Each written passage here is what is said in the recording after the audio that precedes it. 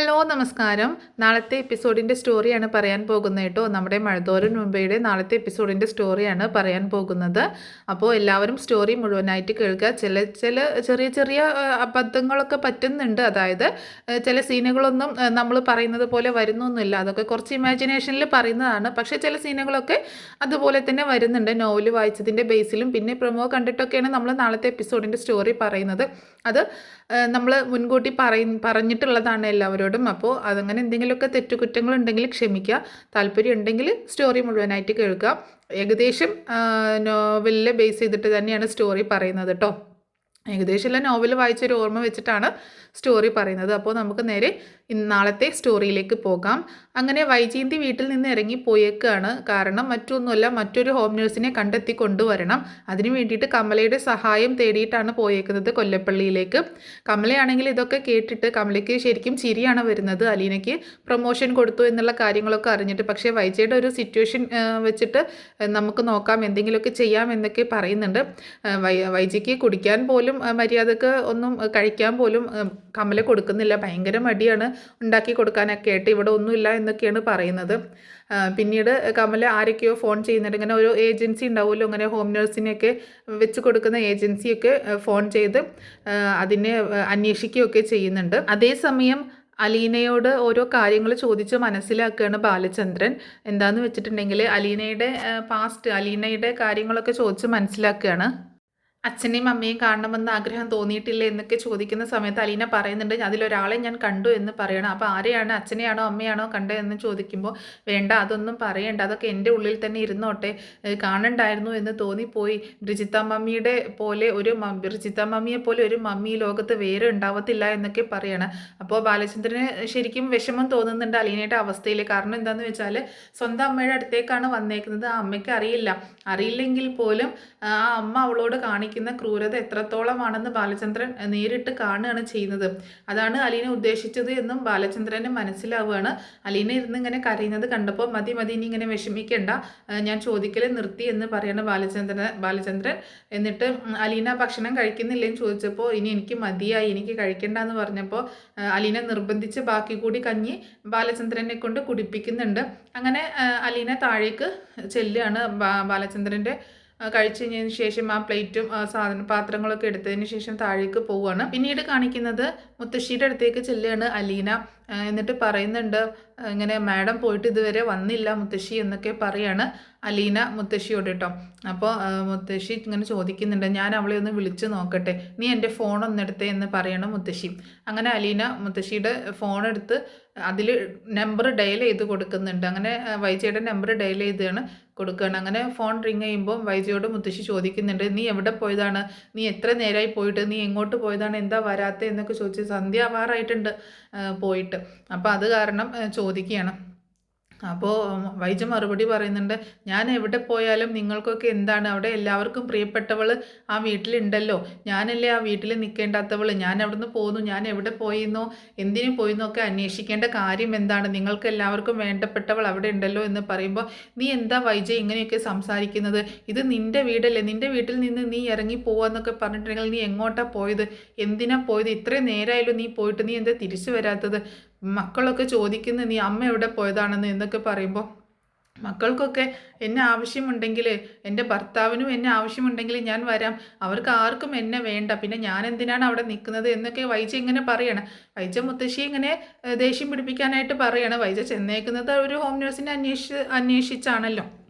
അങ്ങനെ മുത്തശ്ശി വീണ്ടും പറയുമ്പോൾ, അമ്മയുടെ പണി നോക്ക്, എനിക്ക് സമയമാകുമ്പോൾ ഞാൻ വന്നേക്കാം, എൻ്റെ കാര്യങ്ങളിലൊന്നും ആരും ഇടപെടാൻ നിൽക്കണ്ട എന്നൊക്കെ പറഞ്ഞ് ദേഷ്യപ്പെട്ടിട്ട് വൈജ ഫോൺ വെക്കണം. ആ സമയത്ത് കമല വന്ന് ചോദിക്കുന്നുണ്ട്, ആരെ വിളിച്ചത്, അമ്മയാണോ എന്ന് ചോദിക്കുമ്പോൾ, അതെ, ഞാൻ പോന്നിട്ട് കുറേ നേരമായല്ലോ, എന്നെപ്പറ്റി ഒരു അറിവുമില്ല, അപ്പോൾ അതുകൊണ്ട് വിളിച്ചതാണ്, അവൾ പറഞ്ഞിട്ടുണ്ടായിരിക്കും, അവൾ പറഞ്ഞു കൊടുത്ത് വിളിപ്പിച്ചതാണ് അലീന എന്നൊക്കെ പറയട്ടോ. അപ്പോൾ നീ ഇനി എന്തിനാ അങ്ങോട്ട് പോണത് എന്ന് ചോദിക്കുകയാണ് വൈജയോട് കമല. പിന്നെ ഞാൻ അങ്ങോട്ടല്ലാതെ വേറെ എങ്ങോട്ടാ പോവേണ്ടത് ഏട്ടത്തി? അതല്ല, ബാലചന്ദ്രനെ നിന്നെ വേണ്ടല്ലോ, പിന്നെ നീ അവിടെ പോയിട്ട് എന്ത് കാണിക്കാനാ? നീ ഇവിടെ നിൽക്ക്, കുറച്ച് ദിവസം 2 ദിവസം ഇവിടെ നിൽക്ക്. 2 ദിവസം കഴിഞ്ഞാൽ ഞാൻ പിന്നെ എങ്ങോട്ട് പോകും ഏട്ടത്തി? 2 ദിവസത്തിന് വേണ്ടി മാത്രമേ എനിക്ക് അവിടെ നിന്ന് മാറി നിൽക്കാൻ പറ്റൂ. അങ്ങനെ അങ്ങോട്ട് വിട്ടുകൊടുക്കാൻ പറ്റുമോ? എൻ്റെ വീടല്ലേ, എൻ്റെ കുടുംബമല്ലേ. അവളെങ്ങനെ അവിടെ വന്ന് അധികാരം കാണിക്കാനും മാത്രം വളർന്നിട്ടൊന്നുമില്ല. ഞാൻ തീരുമാനിക്കുന്നത് പോലെ കാര്യങ്ങൾ നടക്കത്തുള്ളൂ എന്ന് പറയണം. എന്നാലും ബാലചന്ദ്രനെ നിന്നെ ഒട്ടും അംഗീകരിക്കുന്നില്ല, നിന്നെ കാണുന്നത് ഇഷ്ടമല്ല, മിണ്ടുന്നത് ഇഷ്ടമല്ല, ഒന്നും ഇഷ്ടമല്ല. പിന്നെ നീ എന്തിനാണ് അങ്ങോട്ട് പോകണത് എന്ന് ചോദിക്കണം. എനിക്ക് വേണ്ടിയിട്ട് എൻ്റെ മക്കൾ സംസാരിക്കാമെന്ന് പറഞ്ഞിട്ടുണ്ട്. എൻ്റെ കൂടെ നിൽക്കും, അവർ സംസാരിക്കും ബാലചന്ദ്രനോട് എന്ന് തന്നെ പറയാണ് വൈജയന്തി. എനിക്ക് തോന്നുന്നില്ല അവർ സംസാരിച്ചാലും ബാലചന്ദ്രൻ അടുക്കുമെന്ന്. അപ്പോൾ വൈജ പറയുന്നുണ്ട്, അടുക്കുന്നില്ലെങ്കിൽ ഞാൻ എൻ്റെ മക്കളെ വിളിച്ചുകൊണ്ട് വീട്ടിൽ നിന്ന് ഇറങ്ങി പോരും എന്ന് പറയുമ്പോൾ, നീ എങ്ങോട്ട് പോകും, നീ എവിടെ താമസിക്കും എന്നൊക്കെ ചോദിക്കണം.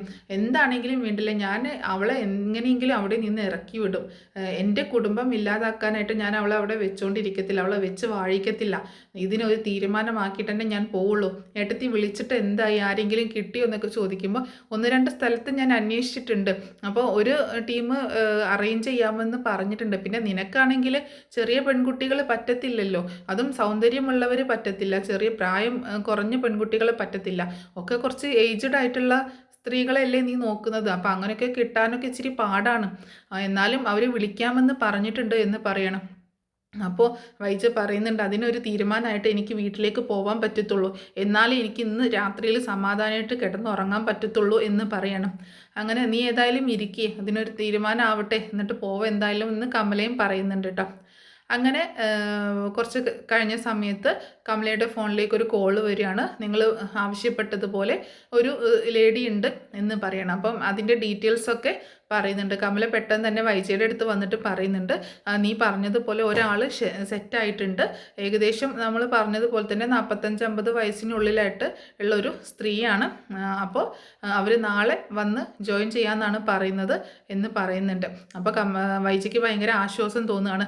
എന്തായാലും വേണ്ടില്ല, ഇനി ആ പിഴച്ചവളെ ഞാൻ അവിടെ വെച്ച് വാഴിക്കത്തില്ല, നാളെ തന്നെ ഞാൻ അവളെ അവിടെ നിന്ന് ഇറക്കി വിടും. എന്നാൽ ശരി ഏട്ടത്തി, ഞാൻ പോവട്ടെ. ഇനിയിപ്പോൾ ഇത്രയും ലേറ്റായില്ലേ, ഇന്ന് നീ പോകണോ, ഇന്ന് നീ ഇവിടെ നിൽക്കുക എന്ന് പറയുമ്പോൾ, ഇല്ല ഏട്ടത്തി ഞാൻ പോവട്ടെ, എനിക്ക് ഇന്ന് പോവണം, എനിക്കിന്ന് സ്വസ്ഥമായിട്ടൊന്ന് കിടന്നുറങ്ങണം, നാളെ മുതൽ ആ പിശാചിൻ്റെ മുഖം കാണണ്ടല്ലോ എന്നുള്ള ഒരു സമാധാനത്തിൽ എനിക്ക് ഇന്ന് രാത്രി ഒന്ന് കിടന്നു ഉറങ്ങണം എന്ന് പറഞ്ഞിട്ട് വൈജ അവിടെ നിന്ന് പോവാണ്. അതേസമയം വൈജയുമായിട്ട് ഫോൺ ചെയ്തതിന് ശേഷം മുത്തശ്ശി ഇങ്ങനെ സ്വയം ഇങ്ങനെ പറയുന്നുണ്ട്. അലീനയും അവിടെ തന്നെ നിൽക്കുന്നുണ്ട്. ഇങ്ങനെ പറയാണ്, അവൾ ഒന്നും പറയുന്നില്ല, എവിടെയാണെന്നൊന്നും പറയുന്നില്ല. എനിക്ക് തോന്നുന്നത് അവൾ കമലയുടെ അടുത്തേക്ക് പോയിട്ടുണ്ട് എന്നാണ്. അവിടെ അങ്ങനെ സംസാരം കേട്ടതുപോലെ എനിക്ക് തോന്നി. കമലയുടെ അടുത്തേക്കാണ് അവൾ പോയിട്ടുള്ളത് എങ്കിൽ കമലയുള്ള കുത്തിത്തിരിപ്പ് മുഴുവൻ ഉണ്ടാക്കും. ഇനി എന്തൊക്കെയോ വിഷം അവളുടെ ഉള്ളിൽ കൂടുതലായിട്ട് കുത്തി കയറ്റുകയും ചെയ്യും കമല. അമ്മ അതൊരു സാധനമാണ് കമല എന്നൊക്കെ മുത്തശ്ശി ഇങ്ങനെ പറയുകയാണ്. കാളകൂട വിഷമാണ് അവൾ, ഉള്ള വിഷം പോരാഞ്ഞിട്ട് കുത്തി കയറ്റുകയും ചെയ്യും എന്നൊക്കെ പറയാണ് കമലയെ കുറിച്ചിട്ടോ. ഇനിയിപ്പോൾ എന്തൊക്കെ കാട്ടിക്കൂട്ടിയാണ് അവ ഇങ്ങോട്ടേക്ക് വരാൻ പോണത് എന്നൊക്കെ പറയുന്നുണ്ട്. എന്നിട്ട് പറയുന്നുണ്ട്, എന്താ ഇപ്പോൾ ഒരു വഴിയുള്ളത് ഈ ബാലചന്ദ്രൻ്റെയും അതുപോലെ വൈജയുടെയും വടംവലി ഒന്നും തീർക്കാനായിട്ട്, അതായത് ഇവരുടെ ഈ യുദ്ധം, ഇവരുടെ ഈ ഒരു പ്രശ്നങ്ങളൊക്കെ തീർക്കാൻ ഇപ്പോൾ എന്താ ഒരു വഴിയുള്ളതെന്ന് ഇങ്ങനെ മുത്തശ്ശി ചോദിക്കുമ്പോൾ അലീന പറയുന്നുണ്ട്, ഒറ്റ വഴിയുള്ളൂ മുത്തശ്ശി, മാഡം എല്ലാ ആയുധങ്ങളും താഴെ വെച്ച് കീഴടങ്ങുക, അതല്ലാതെ ഇതിനൊരു പോംവഴി ഇല്ല എന്ന് തന്നെ പറയാണ് അലീന. അപ്പോൾ അത് കേട്ടപ്പോൾ മുത്തശ്ശിക്ക് ഇത്തിരി ദേഷ്യം വരുന്നുണ്ട് കേട്ടോ. നീ എന്തായി പറയുന്നത്? വൈജ മാത്രം എല്ലാ ആയുധങ്ങളും വെച്ച് കീഴടങ്ങിയാൽ മതിയോ? ബാലചന്ദ്രൻ്റെ അവസ്ഥ എന്താണ്? സാറിൻ്റെ ഭാഗത്താണ് എന്തോ ശരിയുള്ളത് എന്നാണ് എനിക്ക് തോന്നുന്നത് മുത്തശ്ശി. അതുകൊണ്ടാണ് ഞാൻ അങ്ങനെ പറഞ്ഞത്. ഇത്രയും നാളും ഞാൻ ഇവിടെ താമസിച്ചതിൽ നിന്ന് എനിക്ക് മനസ്സിലായിട്ടുള്ളത് മുത്തശ്ശിയുടെ മോളാണ് തെറ്റ്. എന്തൊക്കെയോ തെറ്റുകൾ മുത്തശ്ശിയുടെ മോളുടെ ഭാഗത്തുണ്ട്.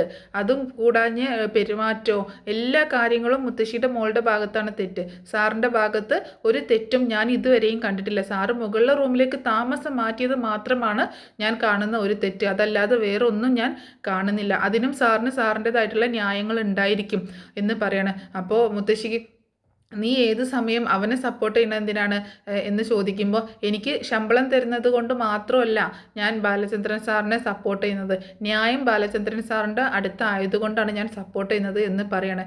ശരിയായിരിക്കും നീ പറയുന്നത്, പക്ഷേ എല്ലാവരും കൂടെ അവളെ ഇങ്ങനെ ഒറ്റപ്പെടുത്തുമ്പോൾ അവൾക്കും വാശി കയറുകയല്ലേ ചെയ്യുന്നത് എന്ന് പറയാണ് മുത്തശ്ശി. ഇനി എന്തൊക്കെ കാണാൻ കിടക്കുന്നു എന്ന് മുത്തശ്ശി ഇങ്ങനെ സ്വയം ഇങ്ങനെ പറയുന്നുണ്ട്. പിന്നീട് കാണിക്കുന്നത് വൈജ വീട്ടിലേക്ക് തിരിച്ചെത്തുന്ന കേട്ടോ. വൈജ വീട്ടിലേക്ക് എത്തുന്ന സമയത്ത് കിച്ചണിൻ്റെ ഭാഗത്തേക്ക് നോക്കുമ്പോൾ അലീന അവിടെ കിച്ചണിൽ ഇങ്ങനെ ജോലി ചെയ്യുന്നത് കാണുകയാണ്. അങ്ങനെ നേരെ അലീനയുടെ അടുത്തേക്ക് ചെല്ലുന്നുണ്ട് കേട്ടോ. അപ്പോൾ അലീന കാണുകയാണ് വൈജ വന്നത്. അപ്പോൾ അലീന ഒന്നും മിണ്ടുന്നൊന്നുമില്ല, വൈജയെ ഇങ്ങനെ ഒന്ന് നോക്കിക്കൊണ്ട് തൻ്റെ ജോലി തുടർന്ന് ചെയ്തുകൊണ്ടിരിക്കുകയാണ്. അപ്പോൾ വൈജ പറയുന്നുണ്ട്, തീർന്നടി നിൻ്റെ ഇവിടുത്തെ സുഖവാസം, നിന്നെ നാളെ തന്നെ ഞാൻ ഇവിടെ നിന്ന് കെട്ടിക്കും, നിൻ്റെ സാധനങ്ങളൊക്കെ കൊണ്ടുപോകാനുള്ളതൊക്കെ എടുത്തു വെച്ചോ, തരാനുള്ള കാശിൻ്റെ കണക്കൊന്നും ഇനിയില്ലല്ലോ, കൂടുതൽ കെട്ടുകണക്കിന് കാശ് ബാലചന്ദ്രൻ അക്കൗണ്ടിലിട്ട് തന്നേക്കല്ലേ, അതുകൊണ്ട് ഇനി അതിൻ്റെ കണക്കും കാര്യങ്ങളൊന്നും നോക്കണ്ട, നിൻ്റെ സാധനങ്ങളൊക്കെ എടുത്തു വെച്ച് പാക്ക് ചെയ്ത് വെച്ചോ, നാളെ രാവിലെ തന്നെ ഇവിടെ നിന്ന് വിട്ടു പൊക്കൊള്ളണം എന്ന് പറയാണ് വൈജയന്തിയും. അപ്പോൾ അലീന ഇങ്ങനെ ആകെ അതിശയിച്ച് അന്തം വിട്ട് ഇങ്ങനെ നിൽക്കട്ടോ. ഇപ്പോൾ എന്താ ഇപ്പം ഇങ്ങനെ പെട്ടെന്ന് ഇങ്ങനെ വന്ന് പറയുന്നത്, അപ്പോൾ എന്തോ ഒരു കാര്യം സംഭവിച്ചിട്ടുണ്ട് എന്നുള്ളത് അലീനയ്ക്ക് മനസ്സിലാവുകയാണ്. അലീനയാണെങ്കിൽ അതൊന്നും മൈൻഡ് ചെയ്യാതെ തൻ്റെ ജോലികൾ അങ്ങനെ ചെയ്തുകൊണ്ടിരിക്കുകയാണ്. വൈജ പറയുന്ന കാര്യങ്ങളൊന്നും അങ്ങോട്ട് വല്ലാണ്ട് ചെവി കൊള്ളുന്നില്ല. വൈജയ്ക്ക് അതോടി കണ്ടപ്പോൾ ഭയങ്കര ദേഷ്യം വരികയാണ്. നിന്നോടല്ലേ ഞാൻ പറയുന്നത്, നീ കേൾക്കുന്നില്ലേ എന്ന് ചോദിക്കുമ്പോൾ എനിക്ക് ചെവിക്ക് യാതൊരു കുഴപ്പമില്ല, മാഡം പറഞ്ഞോ, ഞാൻ കേൾക്കുന്നുണ്ട് എന്ന് പറയണം. നിന്നോടാണ് പറഞ്ഞത് നാളെ മുതൽ നിനക്ക് ഇവിടെ ജോലിയില്ല, നാളെ നീ ഇവിടെ നിന്ന് പൊക്കോളണം എന്ന് പറയുമ്പോൾ ഞാൻ കേട്ടു എന്ന് പറയണം. എന്നിട്ട് പിന്നെ നീ എന്താ ഒരു റിപ്ലൈയും തരാത്തത്? എനിക്ക് അതിന് റിപ്ലൈ തരേണ്ട ആവശ്യമുണ്ടെന്ന് തോന്നിയില്ല, അതെന്താ അങ്ങനെയും ചോദിച്ചപ്പോൾ എന്നെ ഇവിടെ ജോലിക്ക് വെച്ചത് ബാലചന്ദ്രൻ സാറാണ്, അതുകൊണ്ട് എനിക്ക് സാറ് പറഞ്ഞാലേ പോവാൻ പറ്റത്തുള്ളൂ എന്ന് പറയണം. സാറും പറയും എല്ലാവരും പറയും നാളെ നീ ഇവിടെ നിന്ന് പോവാൻ റെഡി ആയിക്കോ എന്ന് പറയണം, അതിന് വേണ്ട കാര്യങ്ങളൊക്കെ ചെയ്തു വെച്ചിട്ടാണ് ഞാൻ വന്നിട്ടുള്ളത് എന്ന് പറഞ്ഞിട്ട് വൈജ അവിടെ നിന്ന് ദേഷ്യപ്പെട്ടുകൊണ്ട് പോകുന്നുണ്ട്. അപ്പോൾ അലീന ഇങ്ങനെ ആലോചിച്ച് നിൽക്കണം, എന്തായിരിക്കും സംഭവം, എന്തായിരിക്കും ഇങ്ങനെ നാളെ സംഭവിക്കാൻ പോണത് എന്നിങ്ങനെ ആലോചിച്ച് നിൽക്കുക കേട്ടോ. അങ്ങനെ പിന്നെ വൈജ പോയതിന് ശേഷം അലീന ജോലിയൊക്കെ തീർത്ത് മുത്തശ്ശിയുടെ അടുത്തേക്ക് വരുന്നുണ്ട് കിടക്കാൻ നേരത്ത്. ആ സമയത്ത് പറയുന്നുണ്ട്, മാഡം വന്നു എന്ന് അലീന ഇങ്ങനെ പറയണം. വന്നു എന്നിട്ട് എന്താ പറഞ്ഞത്? എന്നോട് നാളെ രാവിലെ തന്നെ ഇവിടെ നിന്ന് പോവാൻ പറഞ്ഞു എന്ന് പറയണം. എന്നിട്ട് നീ നാളെ രാവിലെ പോവാണോ? എനിക്കറിയില്ല മുത്തശ്ശി എന്താണ് ഞാൻ ചെയ്യേണ്ടതെന്ന്. മാഡം പറയുന്നു ഇവിടെ നിന്ന് പോവാൻ, സാറ് പറയുന്നു പോവേണ്ടെന്ന്, ഞാൻ എന്ത് ചെയ്യണം? നാളെ രാവിലെ തന്നെ പൊക്കോ എന്നാണ് പറഞ്ഞിരിക്കുന്നത്.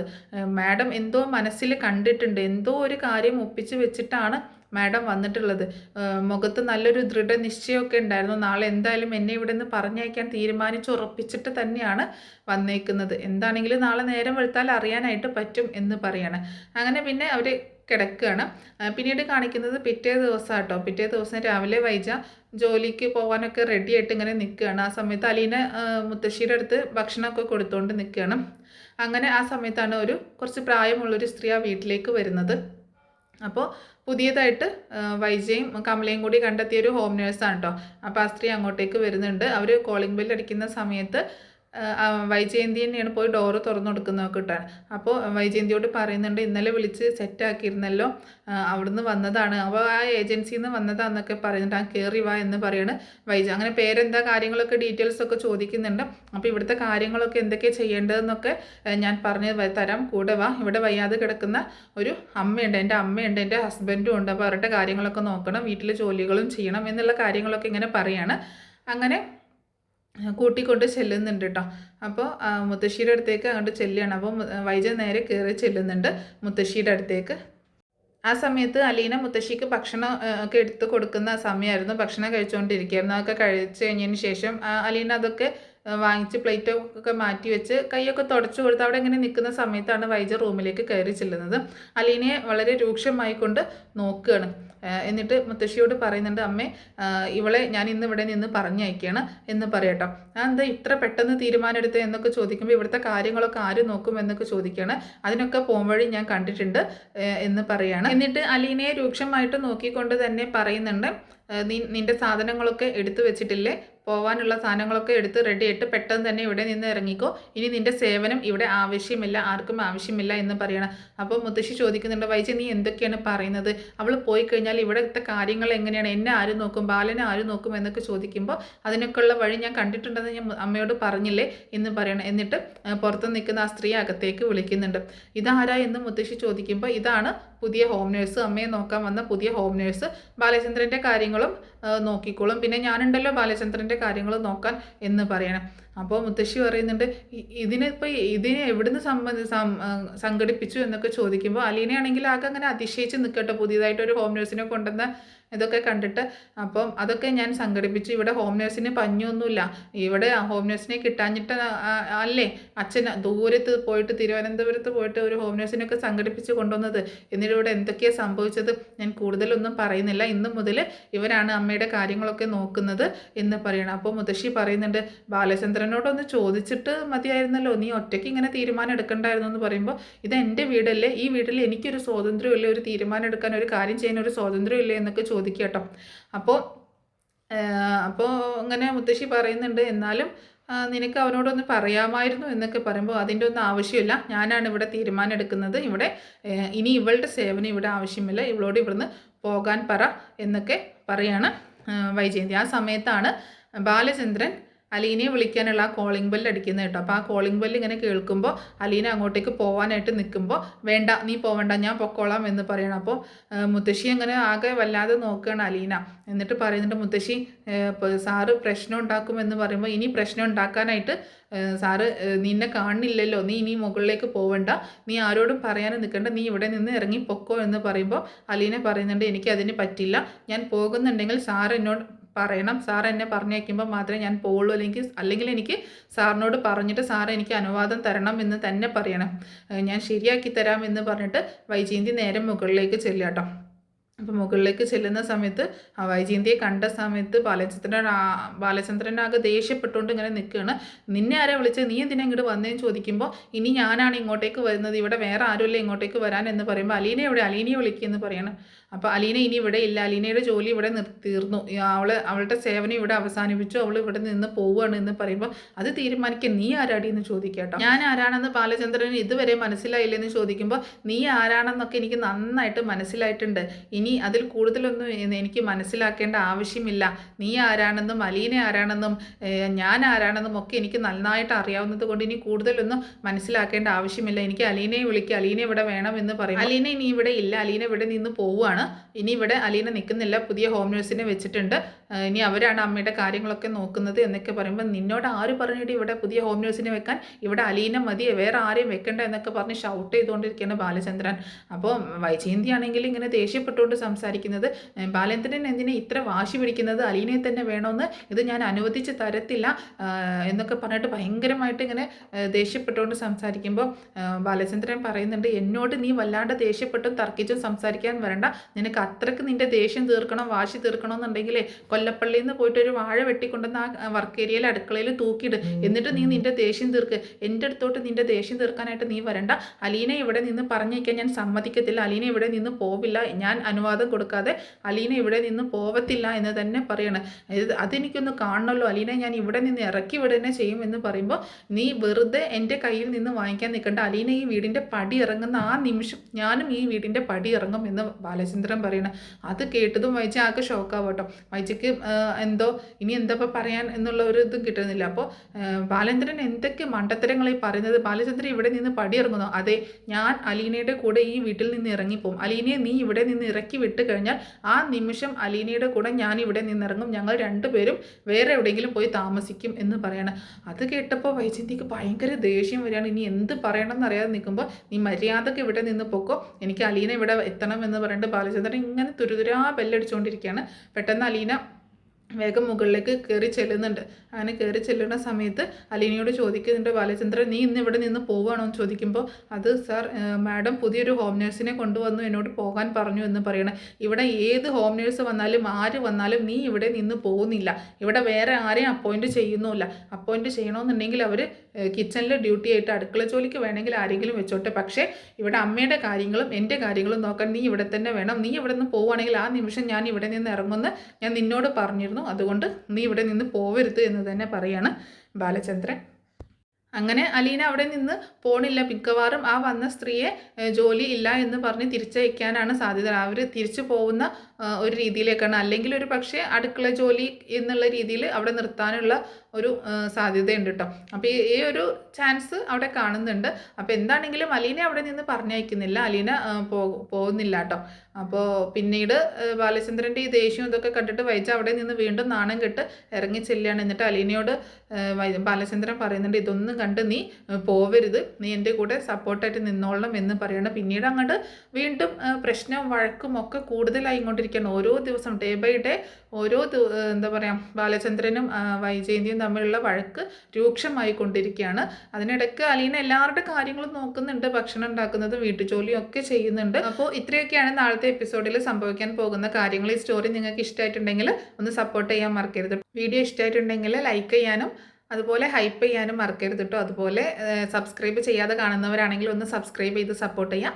നെക്സ്റ്റ് വീഡിയോയിൽ കാണാം. Thanks for watching.